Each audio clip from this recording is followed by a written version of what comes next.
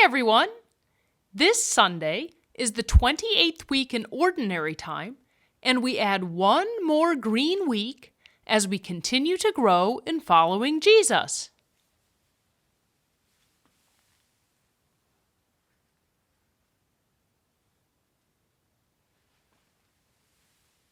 This week's Gospel is from the Gospel of Matthew.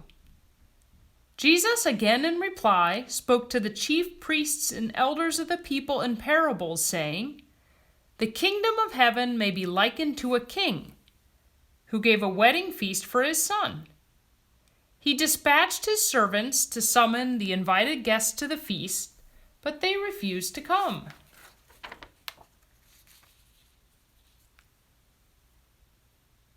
A second time he sent other servants, saying, 'Tell those invited, behold, I have prepared my banquet. My calves and fattened cattle are killed, and everything is ready. Come to the feast.'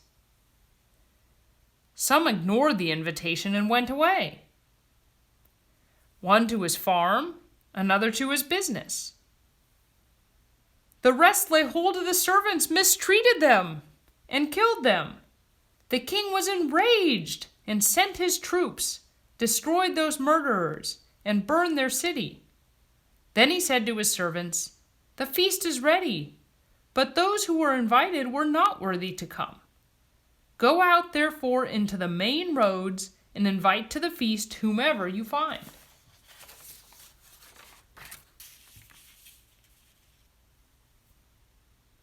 The servants went out into the street and gathered all they found, bad and good alike, and the hall was filled with guests.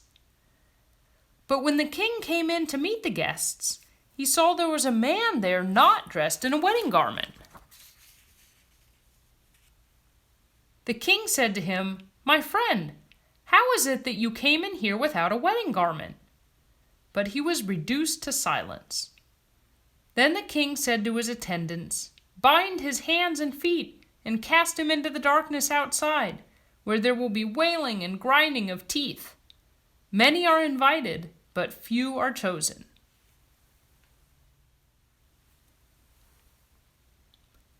In this week's Gospel, Jesus tells us a parable about a king throwing a wedding feast. But before we get there, in this week's Old Testament, or first reading, the prophet Isaiah tells us about how God will provide for everyone with a feast on top of a special mountain. This was a famous story, so the people in Jesus' day would have known about it. I'm sure many of them were looking forward to the day when no one was sad or lonely or hungry.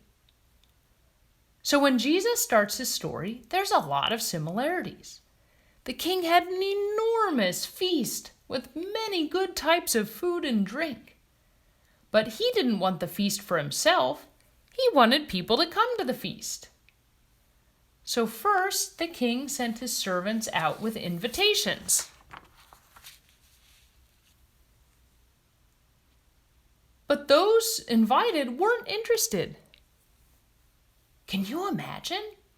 Such an amazing feast, and they don't want to come?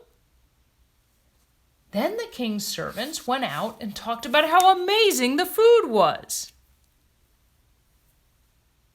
But one wanted to go back to his farm, and another to his business, and another was even mean to the servant inviting him. Wow, what a strange group of people. Wouldn't you have wanted to go to that great feast? Finally, the king sent the servants to whomever they could find, good or bad. Finally, the king had a table full of guests, but he found one who wasn't dressed properly and told him to leave the party. Wow, what could this story mean? Because Jesus' story is so much like Isaiah's, there must be something in common. The king is like God, giving a feast for the people. And like God, the king wanted lots of guests. In fact, he was happy to have good and bad people invited. Who were the people invited who didn't come? Despite the wonderful feast on God's mountain, some people turn him away. Why would they turn him away? Some were too busy focused on their day-to-day lives and their work to want to take a day off and enjoy the feast. Some were mean to the servants bringing the invitations. This sounds like last week.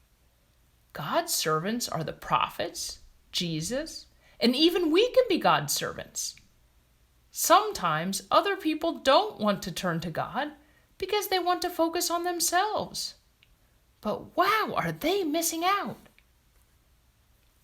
Eventually, the king found enough people for the feast, both the good and the bad. In the same way, God will take any of us who want to be with him. Isn't that great? I think we are all bad people sometimes, and we are all good people sometimes. And God still wants us as part of his feast. But the story didn't end there. The man without the right clothes was someone who showed up without respecting what the king expected for the feast. In a similar way, God asks us to respect him and take him seriously. We should not just show up to Mass or say we're Christian without really wanting to be close to God. Did you know that St. Paul told us to clothe ourselves in righteousness? When we show up at God's feast, he expects us to be clothed in righteousness. What is righteousness? Putting God first, putting others first, and making sure our heart is clean from mean thoughts and our mind free of worrying about other things. And then we can enjoy being surrounded by all the amazing good things that are a gift from God. I like that idea. I want to go to the feast, don't you? How can we clothe ourselves in righteousness and appreciate all the wonderful gifts from God?